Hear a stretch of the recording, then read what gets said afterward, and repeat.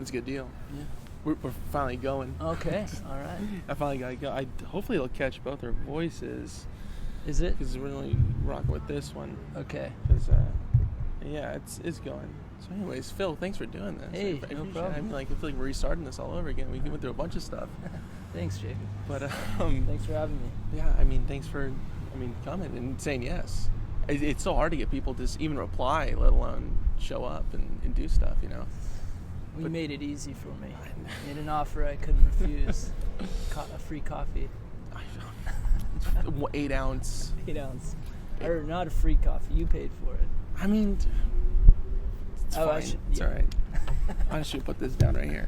But we were talking earlier about the Long Beach in general, and this is where you grew up, and about just the industrial kind of part of it and all the stuff that's building up. How do you feel about that? Yeah, it's different. I grew up in suburbs, so it wasn't, I don't know, and so it's just been kind of the burbs, and yeah, there's like new development. I live over by the airport now, and we're in this new complex that just reminds me of some Orange County, like new development in Orange County or up in Valencia where I lived for a while. But yeah, I don't mind it. I'm not into it, but there's plenty of the same old like strip mall stuff that I grew up with that that I'm still influenced by and things like that. That's awesome. And Tijuana Panthers, I've heard in a lot of interviews you guys always talk about you and the other guys, Daniel and Chad, right? Yeah, you guys all grew up here, right? Yeah. Around the same part. And you guys met in middle school, right? Yeah, Dan was in middle school. Me and Chad were in high school. And Dan lived in Cypress, and me and Chad lived in Long Beach. Chad lived close to here. I lived different side of town.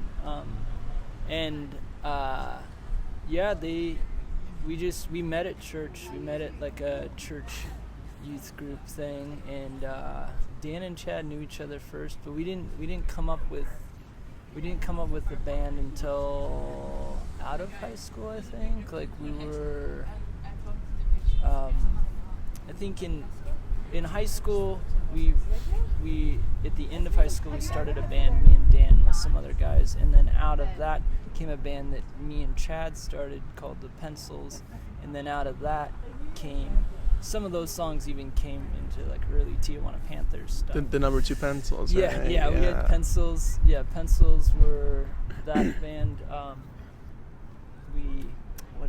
was I gonna say? That was like early Tijuana Panthers. Then we had a song called Tijuana Panther, and my wife kind of was like, you should name the band Tijuana Panthers. It's a lot more interesting than Pencils. So, which I was like, I don't know about that, but I still like the Pencils. But there was already a band called the Pencils, and they're, I think, from the 80s. Not a well-known band, but Tijuana Panthers were the only ones, surprisingly. Yeah. That name wasn't coined yet, and that came from the story that your neighbor told, right? Max Baker. Yeah. That guy. And was that he was your neighbor up over there, huh? When you were living. Yeah, when I was living actually just by Hill Middle School, kind of by the college, and this guy was kind of a Long Beach, not a legend, but he worked at a liquor store on the peninsula, and he was my neighbor. But when my dad was a kid, they used to go to that liquor store on the peninsula, so he's known. It was weird. My dad knew him when he was a kid, but then my dad was grown up with kids, and he lives across the street from us, and his house burned down, and then the Panther he broke somehow, and then he gave it to me to fix, but I never gave it back to him, and it was it was something, I don't know if he told me a story. He told me and a couple other people the story about him in Tijuana and just how he got the Panther and what the significance. There was no significance. It was just like a porcelain Panther he bought like at a place, I don't know. And so I fixed it and I forgot to return it to him, and I just kept it. I still have it in my house. He's passed away since, but the Panther, the legend of Max Baker. Yeah, and on the back cover of Max Baker, is that a picture of Max Baker? Yeah, that's Max Baker in the liquor store off. I forgot what street it is, but it's on the peninsula. That's awesome. Yeah, that's perfect. Yeah. And I mean, you just had a kid, and does that change your songwriting style at all, or like give you more inspiration or different stuff to work off of? I did. Yeah, there's a song on the new record called Little Pompous. Do you have a name for that album too, real quick? Yeah, it's Carpet Denim. Carpet Denim. And when does that come out, real quick? And that comes out July 12th. Good. And then we have a single coming out on the 8th. But so look out for that. This is the first time I've ever said the name of the album. Well, great. This is groundbreaking. This is the thing to do it on. Yeah. You know, Joe Rogan. Who is that? Right. Yeah. This is the podcast. That's awesome though, and it's gonna be off of Innovative, right? Yeah. And so it's the same label we've been putting things off of. They're like our family, and they've always done it right, and so we've kind of always stuck with them and continue to pump out records with them. But this one we kind of sat on for a while. Some of the songs are like brand new. Some Dan had like from a while ago. But yeah, one of the songs on the record is about my kid. But yeah, the art making, songwriting, all that. I don't know. Maybe it has. Maybe I'm thinking I need to pump out more stuff now that I have a kid. You'd think that would make somebody kind of slow down a bit. But I still want. My whole thing has never been. I don't need to do this as a job or anything, but I've always needed to make things and create things, whether it's building things or art or fixing somebody's Panther, not giving it back. I like good stuff. All that good stuff. But that's a good deal. And how did the Innovative Leisure partnership come about?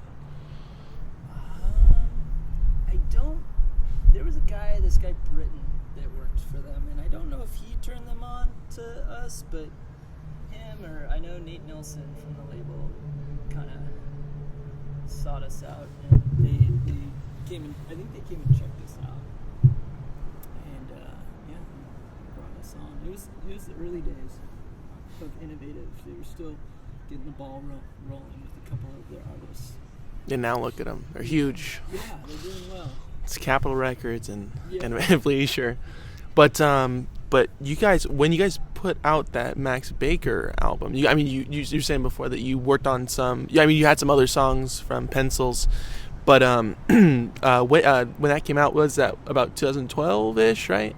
Oh, the first the Max Baker. Yeah, I mean, which is the first album, right? Max Baker came out 2010, and that was us putting it out ourselves. And then before that, we put out Creature 7-inch self-released as well. And then in 2012, we put out Semi-Sweet. So, but we've always had songs since this band has been going on since 06, kind of 04. I mean, no, kind of 05. I think, 05 maybe. But yeah, it kind of, so Max Baker was all those years up until 2010, and we were finally like, let's just put out a record. So we did it ourselves. But then, the label re-released Max Baker a few years back. On Innovative. Again, it all circles back. But how do you feel, does art play a factor in you creating the songs that you write for the band, or like maybe you get some like inspiration from painting or whatever medium that you're working on at that time? So the album art always comes after the album. We create all the songs, we get all the songs together, figure out what works, what configuration of songs go together, and then the album art comes later. But the way I build songs or write songs, it's kind of like painting. It's not like a narrative where it's, point A to point B. It's more of like building a picture or building some type of scene or set or whatever, and or layering of a painting, like negating things and building upon those things, and it's more of like that to where it's not a clean narrative. And Chad writes a lot of songs that are pretty linear, and I never. Most of my songs aren't linear. Maybe some of the more popular ones sounds like they are, maybe, and or people get that out of them, but they're still kind of just like built like a painting where it's not just a straight line. I like it. That was really deep. I was on like a roller coaster right there for a second. So what about Creep Club? Can we talk about that? The whole that whole aspect of it. Oh, the creep that thing. That was just. I think that was we had a cat on one of the things, or like it was like it's supposed to be a panther. It was like I had the shirt. I know what you're talking about. Yeah. And then the Creep Club thing came about just because I felt like we were getting. I don't know if this came up before or after I did the Creep Club logo, but we kind of all felt like we've all commented on. Man, we're like older guys. I'm 38, and the other guys are about the same, and a lot of our fans are super young kids, and we just feel like creeps. So like, and then like the kids creep on other kids creep on like at the shows. They creep on the bands they like, and then I just feel like we're creeps. Not like we're creeping on people because we're all mellow dudes, but. Yeah, that's where that came about. That's great. And do you think? It's all fun and games. I like it. Do you think that the younger audience gives a different energy to shows as opposed to playing to people more older than that? Yeah. All ages shows are always insane, and then the 21 and up, depending on where you're at. Those can be insane if it's like a smaller club and people are getting loose, but most of the time, like, all ages shows are crazy. Yeah, very crazy. Almost to the effect if the security's not doing their job, amplifiers are being knocked over and like people are stomping on, like people are behind my drum kit and that's far back there because you're usually in the back, and then they're even more far. Oh boy. So woo. It depends on the security and how loose they are with the kids. Which I don't mind, but sometimes it gets a little much. Because I grew up going to shows, and it was like you got on stage and you got off as quick as possible. Right. Or like someone was gonna kick you in the butt. Like some of the like an older punk like TSOL, like Jack Grisham would, boot you off the stage. But luckily Chad and Dan are up front and they're very civil and nice to everyone. But even though I'm mellow, mild-mannered, if you're on the stage for more than a few seconds, get off. You got a breaking point, and everybody does. I'm sorry if this is right in your face, Phil. I know I don't mean it to be like that.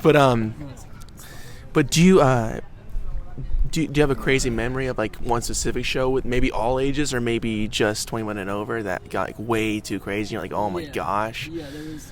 So can we talk about it? Because I don't want to. So it was not a. It was at the observatory in Santa Ana. Oh, great! Yeah. They put us in the small room. Last minute, they were like, "You guys are playing the small room." Was this in Beach Goth? It was in Beach Goth one year, and I said, "Are you sure about this?" And they're like, "Yeah, it's gonna be fine." And it was before they had the curtain thing there, and before they had security. So that room got so packed where we were on stage, and I just saw these. Kind of like this wave of heads. I couldn't really make out anyone. It was more of just like everyone was so compressed, and then they just we played 10 minutes and they shut us down. Oh boy! Yeah, we got paid to play, but 10 minutes, and they were like, "You're done." And we were like, "Are you sure?" And they're like, "I mean, we didn't say are you sure because it was scary. Like it was the first time I've actually been really scared at a show for people out there. And this was just down the street, Santa Ana. It's not even like a crazy. Wow, that's insane. No, it wasn't the people. Like no one was doing. It was just all kids. No, I mean, it was before the security was able to put a barrier. Mark people coming in and everything. Right. it was complete insanity. I felt horrible because kids could have suffocated or I've never seen that in a show before, like that I've been to, or that, and it wasn't anything we were doing. I think it was just like kids were ready to see us play at that time, and That's crazy. In the other beach, the last beach got that was at the observatory. It was like way over fire capacity, and so like it got insane. Like it was just like a line going, because obviously how there's like outdoor stages, and then going into the room, it was like a line of kids like going like trailing out. I was like, wow, like, this is insane. Like there's actually to get in line to get inside. It's just it's wild. It's crazy. That place used to be called the Galaxy Theater when I was growing up, and I saw a lot of bands. I think I saw TSO there, but I saw the Cramps play there. At the Galaxy. Wow. Yeah, it was the Galaxy, and everything sound sucked, but it was amazing. Still the Cramps, yeah. Yeah. Wow. I grew up loving the Cramps. So, but that was like, it's really weird to think that I would go to those shows and it'd just be empty in there, and you could walk around, and the tickets weren't that much, and there was a lot of people at the Cramps show, but it's not like it is today, and it's pretty insane, the festivals and music scene, and I think a lot of it's social media is a big factor there. So they're able to get more people in one location really quickly. Jam the kids in. Yep. What year did you see the Cramps? If you can recall. I don't remember. It was maybe I was at Cal State Long Beach, so I think it was in the year like 2000 maybe. Yeah.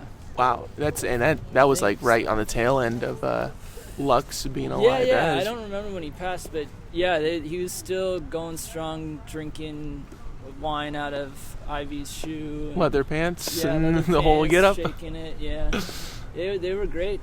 Yeah. That's great. One of my favorite bands growing up. And you guys have said on yet another podcast, probably an interview, that your guys' inspirations are like Violent Femmes and Jonathan Richman, and how did those people play a part in how you play music or write music? Those ones, I like those ones, and I think Dan and Chad have mentioned. I think Dan may have mentioned those.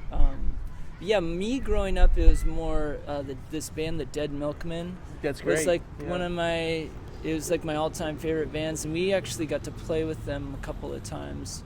FYF had them out, and then Sean Carlson from FYF he set up he knew how big of a fan I was, I think, and that's why he set up a Long Beach show with them. And so they headlined at Alex's bar, and we played with them. They were at Alex's bar? Yeah. Wow. So Dead Milkmen played, and it was just like all my friends from Long Beach that we grew up listening to Dead Milkmen were just like, because, these guys from Philly are out here playing in our town. They hadn't played since I think early 90s or something, so it was cool to get to see one of my favorite bands that I grew up since junior high school listening to, and get to hang out with them and talk with them, and still kind of connect with them online, like still talk to Rodney every once in a while, and like Joe Jack and Dean.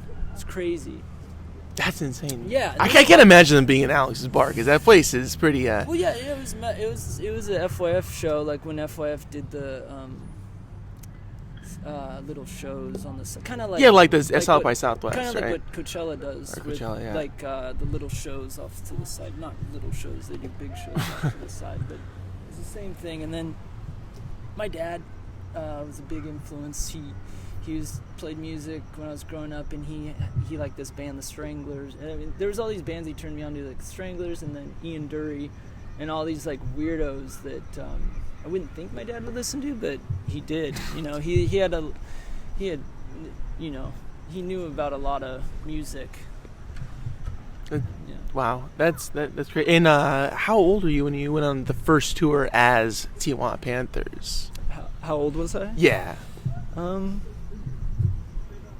I was in my 20s. I don't remember. I think so. The first big thing we probably did was maybe I was in my 30s. I don't recall. Maybe late 20s. Yeah. Right around then. Yeah. Yeah.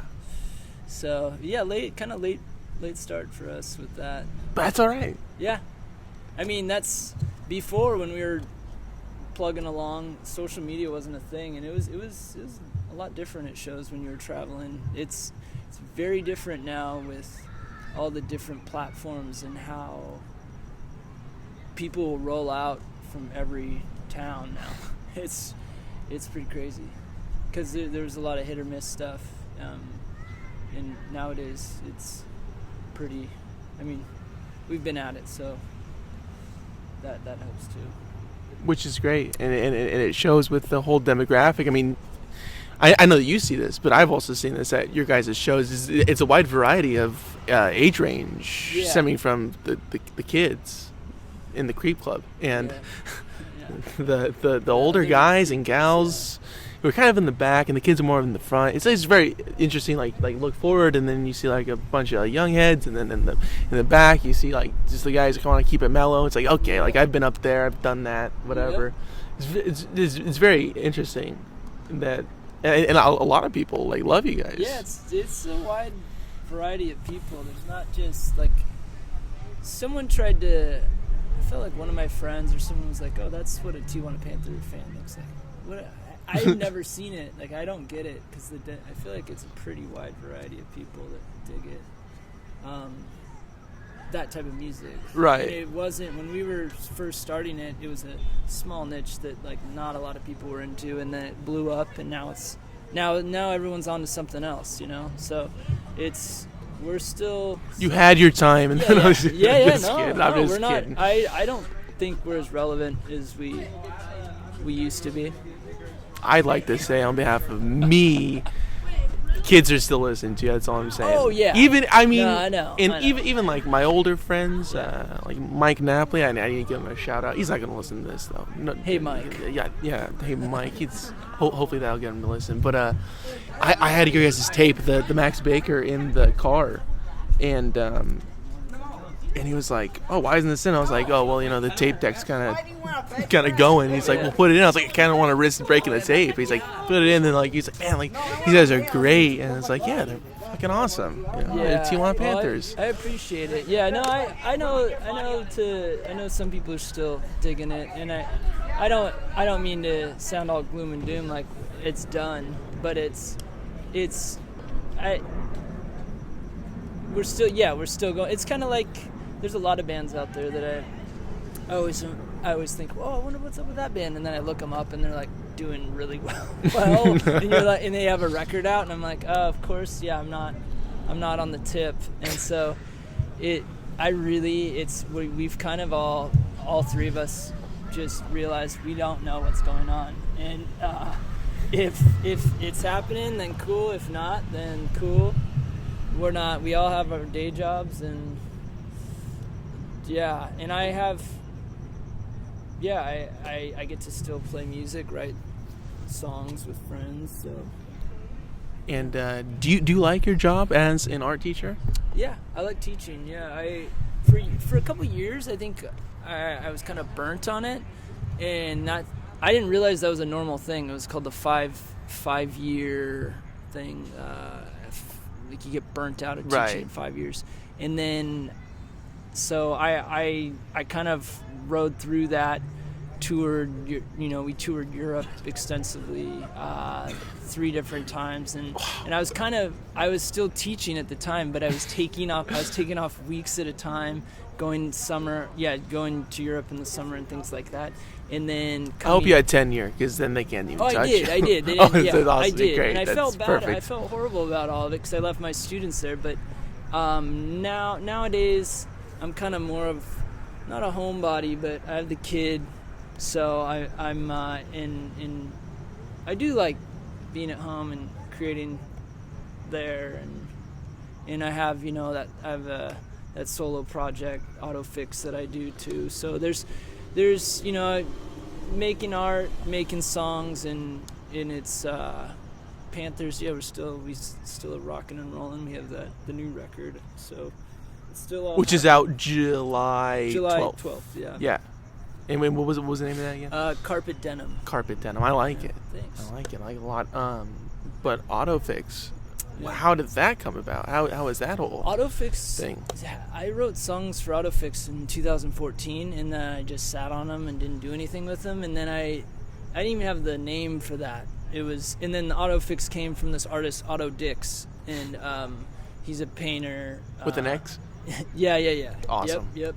And so then I just I was like, oh yeah, I was gonna name the band or name myself that, and I was like, no, there's already a guy named that, so I'm gonna put Otto and Fix together and connect the two, and it's Ottofix.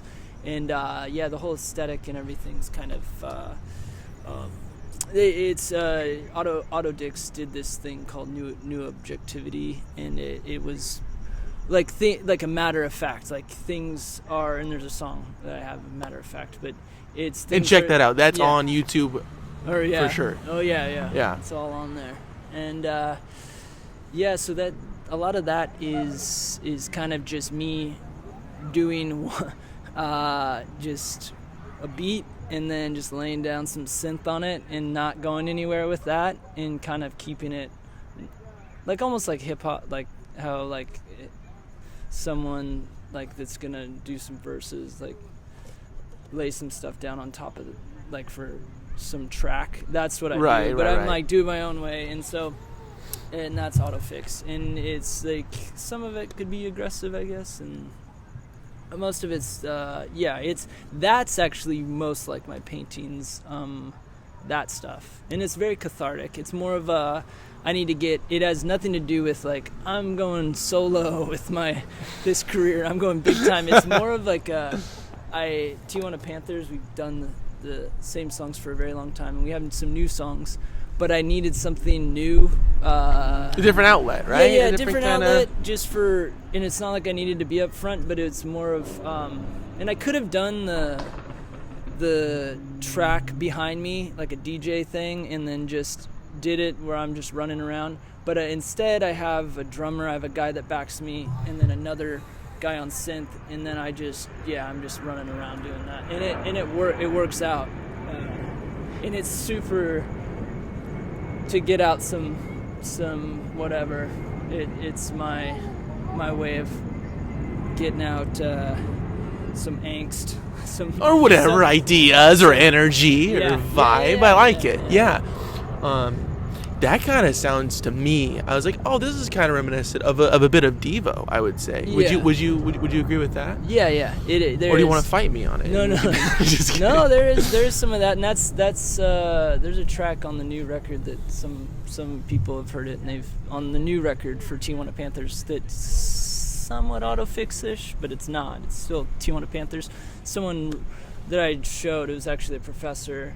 I just got my master's recently, and I wrote the song after this thesis for this class, and it was called Generation Singular, and I showed her, and she's an old punk, I guess, I didn't know, and she was like, yeah, this is very like Devo-esque, and so that song kind of referenced it. But yeah, I've heard that, and there's a couple other people that I kind of reference for Ottofix, but it is one of those things where I don't even think about it, and maybe some stuff comes out and doesn't. But yeah, definitely Devo for sure.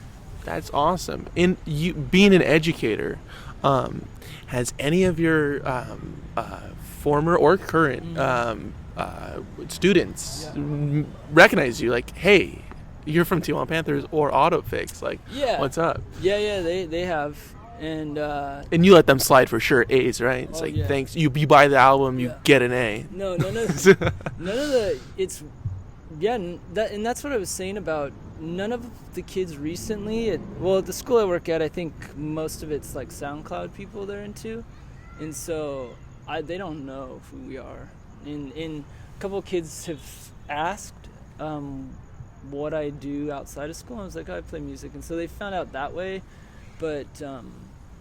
I don't advertise it, and it used to be more of a thing. Like I started teaching at this one school, and I heard somebody go Tijuana Panthers like across the campus, and I just put my head down. I was like, oh my gosh! And it was like the second day at the new job. I was like, oh my gosh! Already got a fan. Yeah, but then I realized it was like maybe a few kids at that school that cared, but most kids don't give a crap about us. Yeah, it's not their thing. Where I teach, maybe if you went to Milliken or some other school that might know what those are, the kids might know who we are, but SoundCloud guys are where it's at with the school I'm at. I'm really sorry to say this, but this will go up on SoundCloud if that's cool with you. That's the format I go. Hey, no, I'm reaching out to the kids. I'm letting the kids know that you're teaching right now. Like, hey,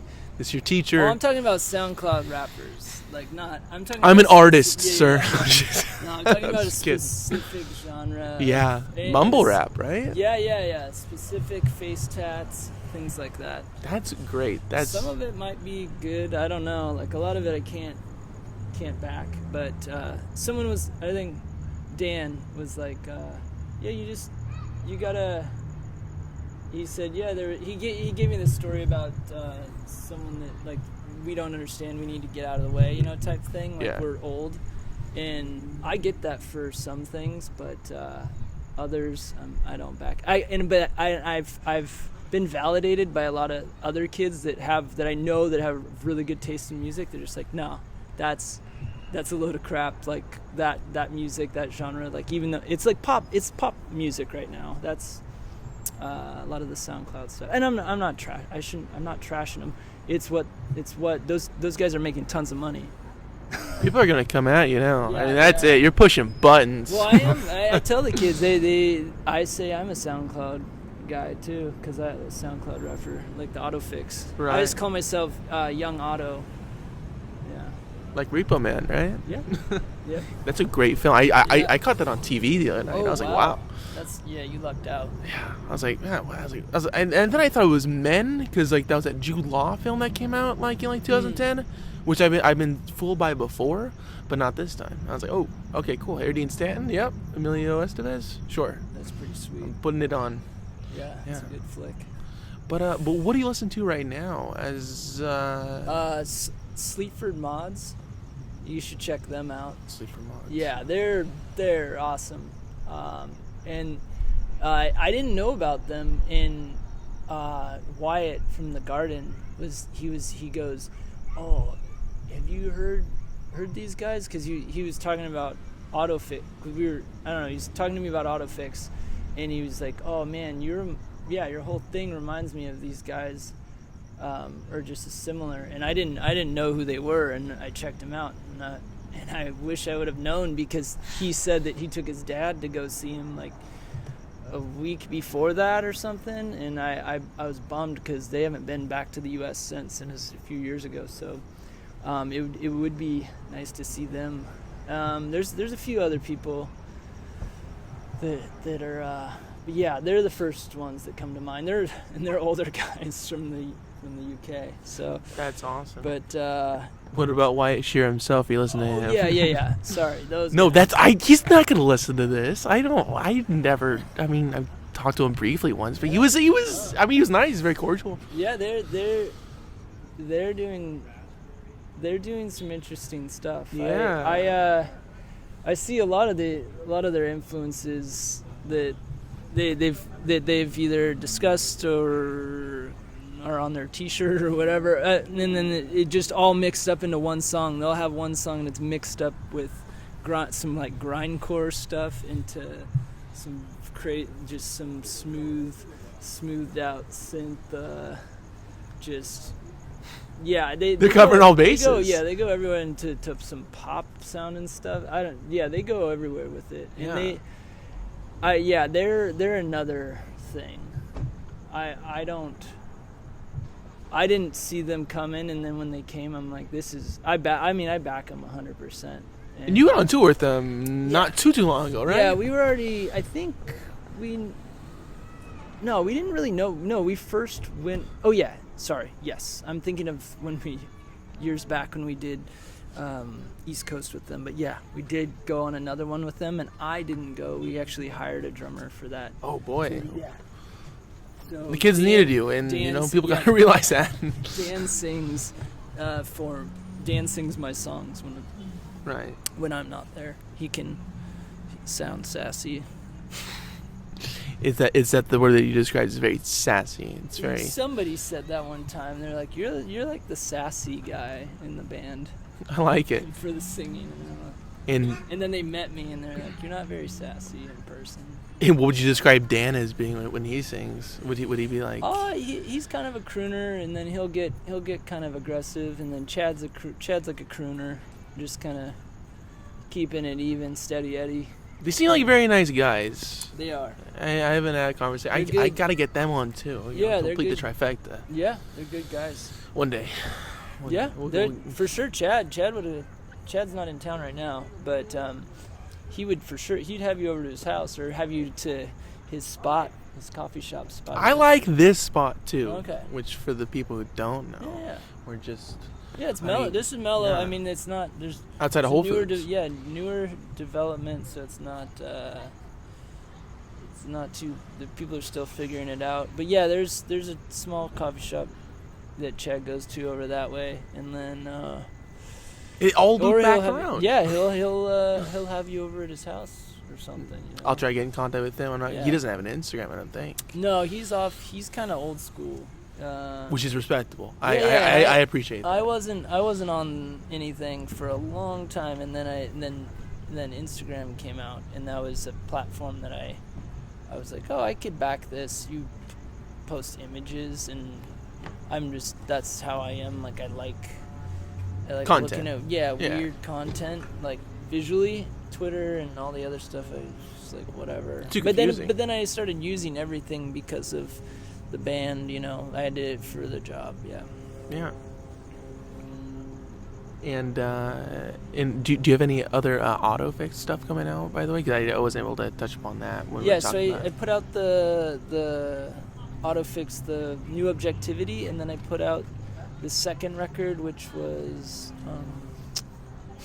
I'm blanking out on what that was called. It's all right. They'll find it. They'll find it. It was called Outmoded. Okay, Outmoded. Yeah, Outmoded. And those are on all the platforms. Yeah, Bandcamp. I saw that you guys have got a Bandcamp and all that. It's on Spotify and all that. What's your main mode of or platform rather listening to music or anything in general, like YouTube or weird? Yeah, I used to just listen to records and cassette tapes and then now I have the Spotify thing because I started because I got my master's.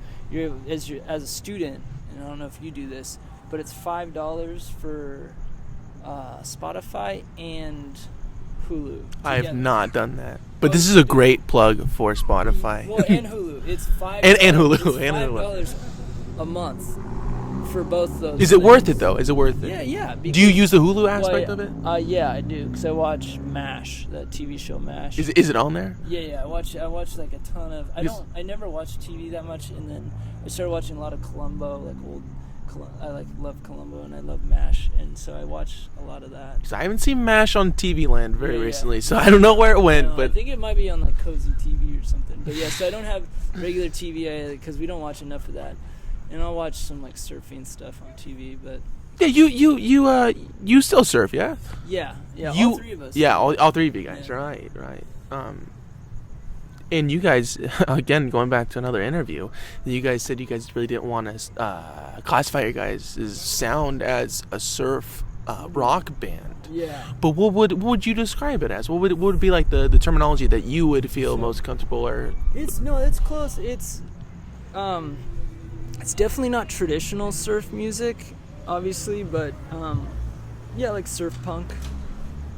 It has some punk elements to it. It's not just surf rock's fine. For a while, I was kind of combating that, and a few of it, and Chad was too, and I think Dan was as well. And it's like surf rock. But then the weird umbrella that they started putting all these bands under for surf music, it just got really weird. Like even the Growlers kind of they did, and then they started doing the beach goth thing. But you're a beach goth band. That's what you. I mean, you play the thing. That's your beach goth band. Yeah, no, that's weird because in Europe, a lot of people would be like, "Oh, Burger Records," and we're like, "Nope, never." We put out we re-released.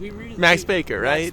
We did. We did Max Baker a while ago on tape, and then we re-released it on Burger, and then in Europe, that's all everyone knows us as. So we show up at in every country, and everyone's like Burger Records, and it's like no.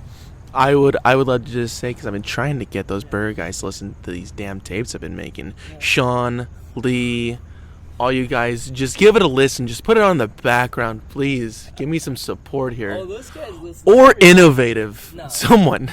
No, I'm just kidding, everything. Burger. I mean, because they're right down the street from my house. They're really nice guys. Yeah. Brian, too. Bobby, all you guys, just put it on, please. All right. Anyways, all right. Enough plugging. Enough promoting. Burger Records big in Europe, huh? They listen. Oh yeah. They listen to everyone, I thought.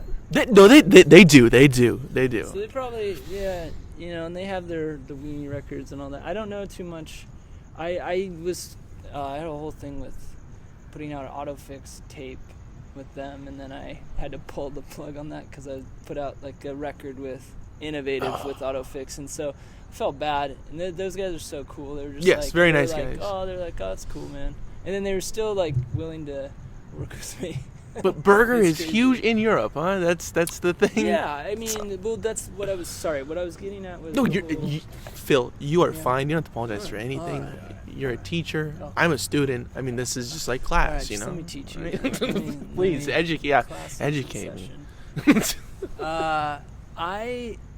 I was getting at that because the whole beach goth thing, and everyone lumps us in with that too. Even though we were a band that Growlers were just starting, and they were hitting us up. And now it's not even a thing. With you guys in 2006, right? It was right on the same time. Yeah, it was really, they were really starting out. I think they hit us up. They just moved to Long Beach, and they saw me and Chad were a band. They hit up the Pencils. And the Pencils actually played with a lot of bands. And when we played with Ty, like when Ty was, Ty Siegel, when he was in... Who? Oh, yeah. Who was that? Who's that? When he was in Traditional Fools. And then I think even some of it, I think his Epsilon, that band that he was in before that. Mm-hmm. And yeah, it was one of those things where a lot of those guys just took off. Didn't take off. They just blew up. So it was really cool to see that, like people working really hard. Growlers were on the road all the time. Ty is just prolific, and he just does a million. His discography is insane. Yeah, there's a few people like that. I mean, there's that I'm like, this is insane. I don't. John Dwyer of the OCs too. Yep, that's another guy. Yep. Yeah. Jeez, yeah, it's constantly. Yeah. We're not talking about those guys. We're talking about Tijuana Panthers right now. All right, that's and Ottofix. Yeah. July 12th. What was it? Carpet Denim. I was gonna say denim cotton, but Carpet Denim. How do you feel about this new record? Do you really like it? Yeah. I mean, since you've been sitting on this stuff a little bit and give it time. You know what? We were kind of hanging out, and I felt like it was on purpose, not putting something. Because we were putting out a record every year, and then I thought, like, let's give it a little time. And Dan really did push to get this record going and get it out finally, and it was a good thing he did because there's some great songs on it. It's a good deal. I like it a lot. Are you on a time restriction at all? Like, do you need to be okay? No, I can hang. All right, good. All right, I appreciate it. I don't know how long we've been going for. It's okay. You can clip it. I didn't. Into a 10-minute. This all goes in. No, I like to keep it moving. I don't edit anything out. Yeah. I'm not hiding anything from the people, don't you know. hide anything. You gotta be real. Yeah, I gotta. It's silly Nardwar. Everything, that guy. Oh yeah. No, I've never. That guy. We've actually never. Strangely enough, we've been in Canada a bunch of times. We never did an interview with that guy. He's an intense dude, but yeah, I think it's good that you don't edit anything. It's very internet of you. Yeah, unpodcaster. Because there's so many podcasts now, you know. Like it's a boom, you know. I'm just trying to cash in, you know. I'm just trying to retire, really. It's good, you know. You go from student to master, right? To the teacher of the art class, right? Yeah, to the master, the teacher. Would you ever stop teaching and just do music full time? I don't know. In that I don't. At one point in time, I might have thought of that, but yeah, I don't don't know. It's kind of like painting. I don't think I would just do that. I don't know if I could just do one thing, and I don't know if I'd be like those guys that tour constantly. That's more power to them, but man, the road and going from club to club, it drives you insane. And it's like people have fun doing it, but yeah, I'm even sober now. Like I couldn't. Yeah, I would like self-medicate just to like just drinking, just to get through it. Because to numb yourself, you're just doing the same dang thing. In teaching, you do the same dang thing every class period, but it's something different every day. Kids are different. I know the audience, it's kind of, I guess it's like a show. Like, he's going, Tijuana Panthers, and you're like, shut up. Yeah. We got to get through this slideshow. Yeah, no, I'm definitely not up front teaching a lot. It's more of kids get to do their studio time mainly. So, but yeah, it's one of those things where the road it's fun, and some people just live and thrive off of it. It just seemed John Dwyer. Yeah, it just seemed kind of empty to me, and I did enjoy it while I did it, but who knows, might get back on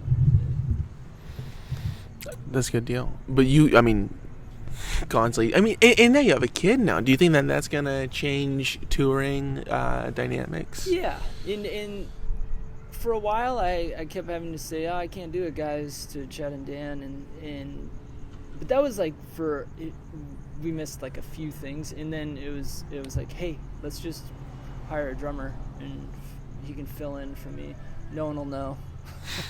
and out of town, some people know, but most, and I hope I haven't put anyone out like, I came to see Phil. I was like, yeah, I doubt that. Your kids know who that's not my teacher. Yeah, students that come out, definitely.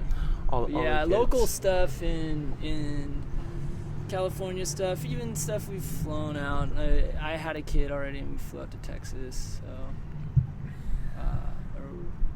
for Coachella, right? No. Texas Coachella. Texas Coachella. Yeah. It was to El Paso. Something else. Right. And then went to Paris, right? Oh, yeah. And Heritage Stanton hosted it. Yep. And then we did True Stories. Right. Talking Heads. Right. Yeah, you and Dave Byrne have a nice EP coming out, right? Yep. And it's just flute stuff, right?